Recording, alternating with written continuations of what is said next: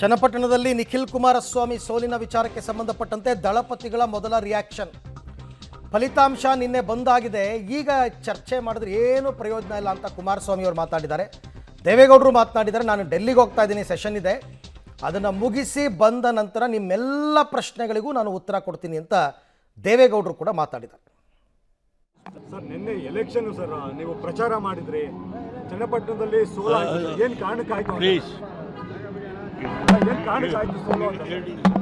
ಡೆಲ್ಲಿಯಿಂದ ಬಂದ ಮೇಲೆ ನಿಮ್ಮನ್ನ ನಮ್ಮ ಪಾರ್ಟಿ ಆಫೀಸಿಗೆ ಕರೆದು ಭೇಟಿ ಮಾಡ್ತೇನೆ, ನೀವು ಕೇಳೋ ಎಲ್ಲ ಪ್ರಶ್ನೆಗೆ ಉತ್ತರ ಹೇಳ್ತೇನೆ.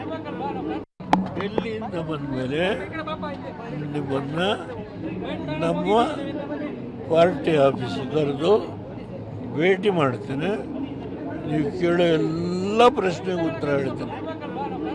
ಡೆಲ್ಲಿಯಿಂದ ಬಂದ ಮೇಲೆ ನಿಮ್ಮನ್ನ ನಮ್ಮ ಪಾರ್ಟಿ ಆಫೀಸಿಗೆ ಕರೆದು ಭೇಟಿ ಮಾಡ್ತೇನೆ, ನೀವು ಕೇಳೋ ಎಲ್ಲ ಪ್ರಶ್ನೆಗೆ ಉತ್ತರ ಹೇಳ್ತೇನೆ. ನಿಮಿಷ ಮಾತಾಡಿ ಸರ್. ಹಾಂ ಸರ್, ನಿನ್ನೆ ರಿಸಲ್ಟ್ ಬಂದಾಗ ಈಗ ಏನು ಚರ್ಚೆ ಮಾಡೋದು ಅದಕ್ಕೆ ಅರ್ಥ ಇಲ್ಲ, ಅಕ್ಸೆಪ್ಟ್ ಮಾಡ್ಕೋಬೇಕು. ಜನ ತೀರ್ಮಾನ ಕೊಟ್ಟಿದ್ದಾರೆ. ಯೋಗೀಶ್ವರ್ ದೇವೇಗೌಡ ಆಮೇಲೆ ಮಾತಾಡೋಣ. ನಿಮಿಷ ಮಾತಾಡಿ ಸರ್.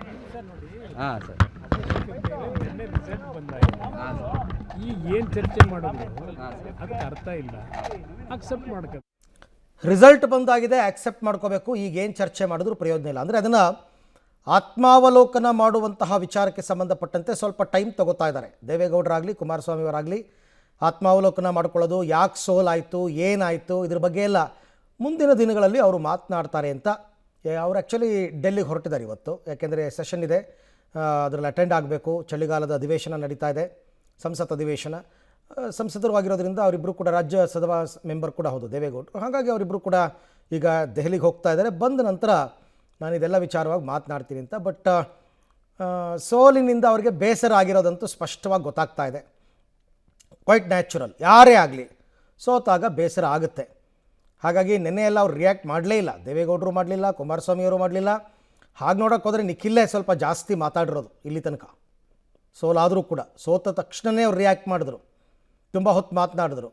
ಏನು ಮಾಡೋಕ್ಕಾಗಲ್ಲ, ನಾನು ಆಗಲೇ ಹೇಳಿದಲ್ಲ, ಎಲೆಕ್ಷನ್ ಅಂತಂದಮೇಲೆ ಸೋಲು ಗೆಲುವು ಅನ್ನೋದು ಇದ್ದೇ ಇರುತ್ತೆ.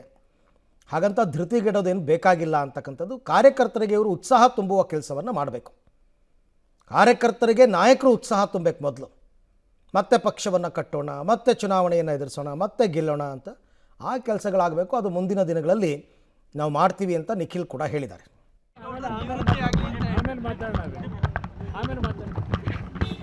ನಿಮಿಷ ಮಾತಾಡಿ ಸರ್.